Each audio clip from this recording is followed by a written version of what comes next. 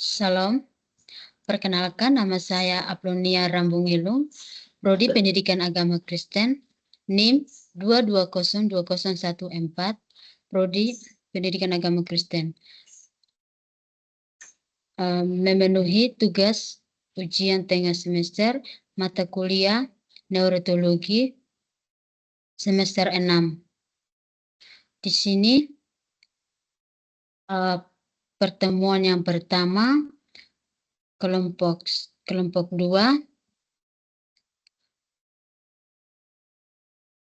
topik fungsi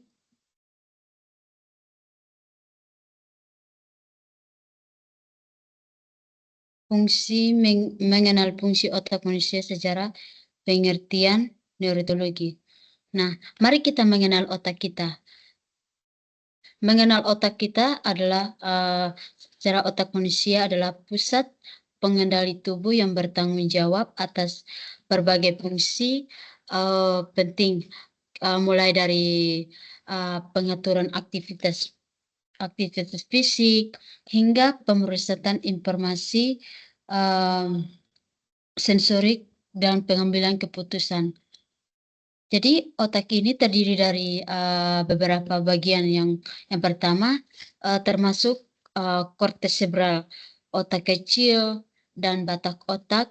Masing-masing ini dengan peran khusus. Nah,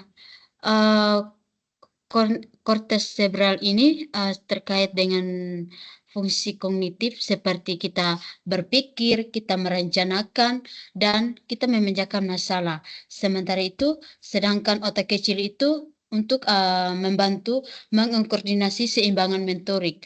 Otak manusia merupakan hasil yang kita evaluasi yang secara panjang dan kompleks. Nah, ini membuatnya menjadi salah satu organ yang paling rumit dikenal di alam. Dalam konteks sejarah dalam pengertian neurologi ini dapat disiplin ini berusaha untuk memahami hubungan antara fenomena spiritual dan fungsi otak manusia. Neurologi ini spiritual sebaliknya, bagaimana kita mempraktik agama dapat mempengaruhi struktur dan fungsi otak dengan menggabungkan ilmu syaraf dan teologi. Bidang ini menawarkan wawasan baru tentang bagaimana itu pikiran dan spiritualitas yang berinteraksi. Nah, bagian dan otak fungsi manusia. Di sini ada fungsi otak besar atau cerebrum, adalah mengatur gerakan dan koordinasi gerakan, sentuhan, penglihatan, pendengaran, penilaian, penalaran, pemecahan masalah, emosi, serta pembelajaran. Nah, otak kanan kita dan otak kiri kita dipisahkan oleh alur yang disebut dengan visura longitudinal. Kedua sisi otak ini disatukan menjadi bawaan oleh korpus callosum yang berfungsi untuk mengirimkan pesan-pesan yang satu bagian ke otak yang lain. Nah, kita kembali dalam sejarah pengertian neurologi. Nah, neurologi ini sering disebut juga sebagai spiritual neuroscience, adalah studi tentang sistem parasaf di otak yang dikaitkan dengan aktivitas spiritual. Kelompok yang melakukan studi neurologi ini mempunyai asumsi bahwa perkembangan otak manusia itu adalah sebagai buah dari kegiatan spiritual.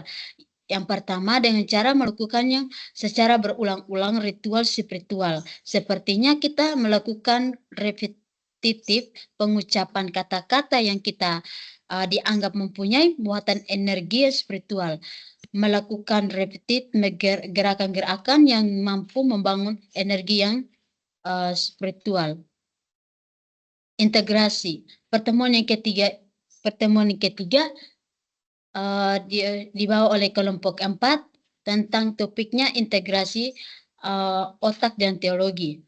Nah, kita belajar dari integrasi ini, kita melihat bahwa pengertian menurut Kamus Bahasa Indonesia, kata integrasi dapat berarti pembaruan hingga menjadi kesatuan yang utuh dan bulat.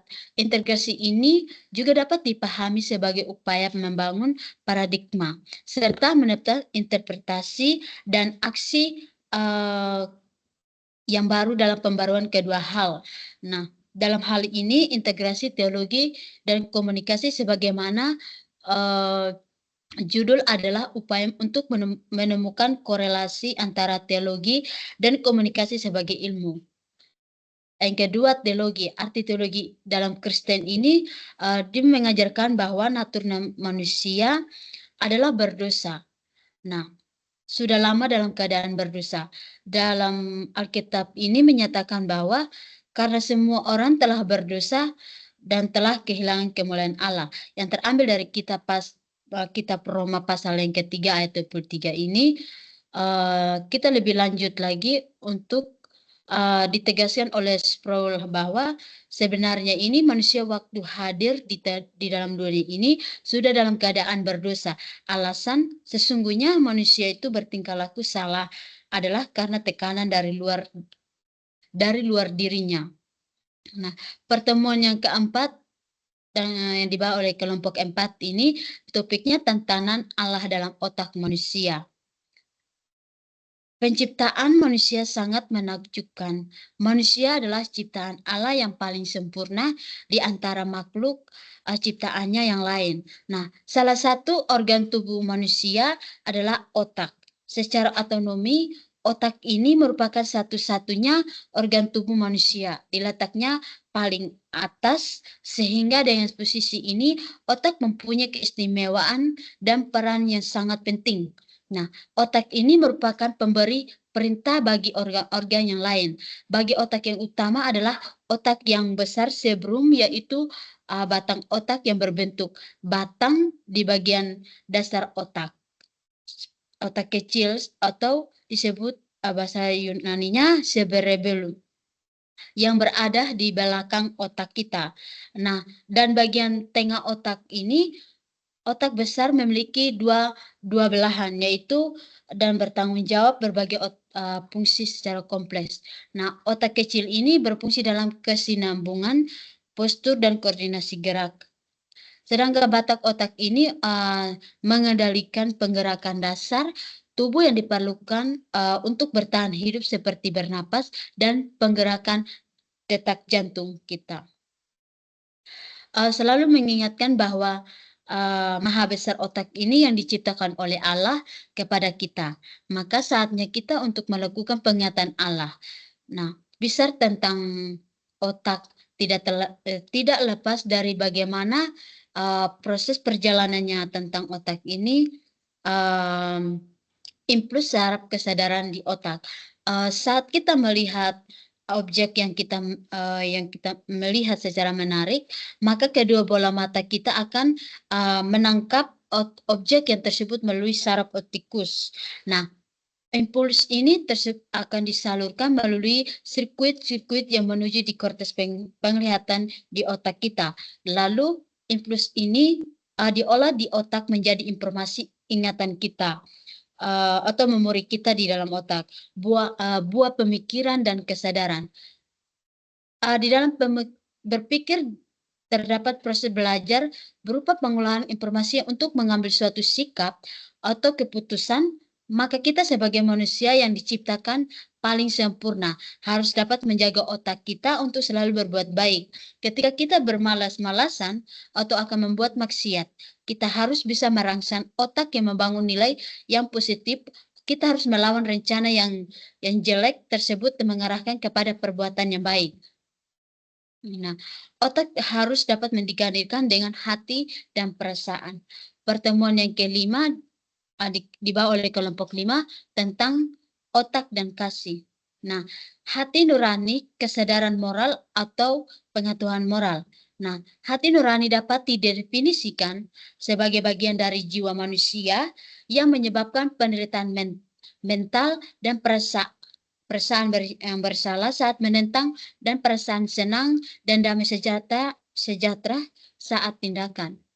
Nah, pikiran dan perkataan dengan sistem nilai yang dianut dalam bahasa kata Yunani ini yang diterjemahkan sebagai hati nurani di dalam seluruh perjanjian baru adalah sunaides, yang berarti kesadaran moral atau pengetahuan moral. Hati nurani ini beraksi saat tindakan, perbuatan, dan perkataan seseorang sesuai atau bertentangan dengan sebuah standar mengenai benar atau salah. Kesadaran dan hati nurani. Nah, kesadaran diri manusia adalah kesanggupan manusia untuk mengenal dirinya sendiri dan oleh karena itu berefleksi tentang dirinya sendiri. Nah, di dalam diri manusia itu terjadi pengandaan, yakni tidak hanya manusia berperan sebagai objeknya, namun juga berperan sebagai sebagai subjek. Nah, hati nurani ini merupakan penghayatan tentang baik buruknya berhubungan dengan tingkah laku sebagai konkret kita. Pembinaan, kita harus membina hati kita yang nurani ini. Nah, kita harus mendidik dan dibentuk dengan yang baik. Dapat kita memberikan penyuluhan tempat yang dalam hidup moral kita. Pendidikan hati nurani kita yang paling baik adalah dalam lingkungan keluarga. Pendidikan hati nurani ini disertai dengan seluruh pendidikan moral jauh lebih kompleks sifatnya jika dibandingkan dengan pendidikan akal budi yang telah tersistem di lingkungan sekolah. Fungsi hati nurani. Nah, fungsi hati nurani ini adalah sebagai pegangan, pedoman atau norma untuk menilai suatu tindakan. Apakah tindakan itu baik atau buruk? Pegangan atau peraturan-peraturan yang konkret di dalam kehidupan sehari-hari dan menyadarkan manusia akan nilai dan harga dirinya. Sikap kita terhadap hati nurani ini adalah hati yang menghormati setiap suara hati yang keluar dari hati kita nurani kita, untuk mendengarkan dengan cermat dan teliti setiap bisikan hati nurani kita. Kita harus mempertimbangkan secara matang atau dengan pikiran yang sehat apa yang dikatakan hati nurani kita. Harus kita melaksanakan apa yang keluar dari hati nurani kita. Nah, di sini ada macam-macam hati nurani. Nah, hati nurani retrospektif. Ini memberi penilaian tentang perbuatan-perbuatan yang telah berlangsung di masa lampau. Hati nurani perspektif melihat ke depan atau kita menilai perbuatan-perbuatan yang akan datang. Dari perbedaan antara hati nurani retrospektif dan hati nurani perspektif ini bisa menampilkan kesan seolah-olah hati nurani ini hanya menyangkut masa lampau atau masa depan. Nah, pada hal ini hati nurani dalam artinya yang sebenarnya itu justru kita perbuatan yang sedang dilakukan kini hati nurani ini terutama berbicara dalam suatu orientasi ke masa lampau atau suatu orientasi ke masa depan, atau kita perbuatan yang sudah berlangsung atau ke perbuatan yang akan berlangsung secara matang. Pertemuan yang ke-6 yang dibawa oleh kelompok 6, banyak orang yang berkata pemikiran otak manusia yang menentukan jalan hidupnya. Akan tetapi firman Tuhan katakan bahwa hatilah yang menentukan, bukan pikiran atau otak manusia. Seperti firman Tuhan katakan dalam Kitab Amsal yang pasal yang keempat ayat 23, jagalah hatimu dengan segala kewaspadaan, karena dari situlah terpancar kehidupan. Ada beberapa contoh di dalam Alkitab yang mengalami dampak negatif ketika tidak dapat menjaga hati kita. Nah, yang pertama dalam Kejadian yang pasal ketiga ayat yang ke-6 ini, Hawa memakan buah pohon yang telah dilarang Tuhan karena hatinya tertarik pada buah pohon itu. Yang kedua, Kejadian yang pasal yang keempat ayat ke-6, ada seorang tokoh yang bernama Kain. Dia ini hatinya panas sehingga dia membunuh adik Habelnya. Yang ketiga, pertama Samuel pasal yang ke-18 ayat yang ke-7 sampai 8 ini yang berkata Saul menjadi panas hati terhadap Daud sehingga dia berupaya untuk membunuhnya. Yang keempat, kitab Ester yang pasal ketiga ayat yang ke-5. Haman panas hati ketika Mordekai tidak memberi hormat. Di sini Tuhan tidak berkenan kepada mereka yang memiliki hati yang panas, tetapi hati yang iri dan hati yang menyimpan dendam, hati yang tidak lurus. Orang yang hatinya tidak lurus akan kehilangan berkat dan kesempatan dari Tuhan. Sebaliknya juga, orang yang hatinya lurus pasti dikasihi Tuhan. Tuhan memberikan kasih karunia-Nya kepada orang-orang yang berhati lurus. Saul ditolak Tuhan dan Daudnya dipilihnya. Karena Tuhan mendapati Daud memiliki hati yang lurus. Jejak orang benar adalah lurus, sebab engkau yang merintis jalan lurus baginya. Yang terambil dari kitab Yesaya pasal yang ke-26 ayat yang ke-7. Pertemuan yang ke-7 kelompok 1, otak dan kejatuhan manusia dan keselamatan. Hubungan antara otak, kejatuhan manusia, dan keselamatan adalah kompleks dan berbagai dimensi. Otak adalah sebuah organ yang berada di kepala sebagai pengendali semua fungsi tubuh manusia. Termasuk kita harus mengendalikan penggerakan perasaan, sensasi, atau pikiran. Otak juga membuat manusia berpikir dan memecahkan masalah. Sesungguhnya itu harus manusia diciptakan sempurna oleh Allah. Kita harus dijadikan menurut gambar dan rupa Allah, diberi kuasa atas semua ciptaan Allah lainnya. Ketika manusia jatuh ke dalam dosa, itu bukanlah kehendak Allah.